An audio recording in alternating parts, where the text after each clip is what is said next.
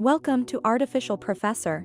And in this video I will explain how to split videos in Canva. So let's start the process. First of all, tap on this video icon and select a video, like I'll select this one.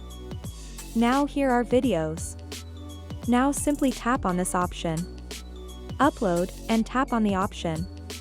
Upload and upload your video in Canva, but I already upload this one. After uploading, here is the option video, tap of this one. So here are the video, and you see the duration of the video is 2.04 seconds. Now I'll try to split this one. I would make this less than 30 seconds. Now tap on this one, and I will split the next video. Arrange this line to your video, from where you want split the video like. I will arrange this, on 30 seconds, after this tap on the right button, of your mouse.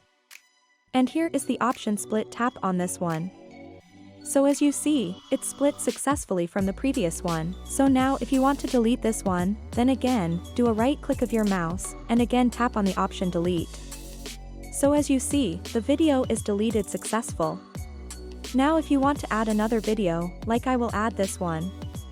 So as you see, the video has been combined to my previous videos successfully. So by this way, you can split videos in Canva. If this video was helpful, please like, subscribe, and see you in the next video of Artificial Professor.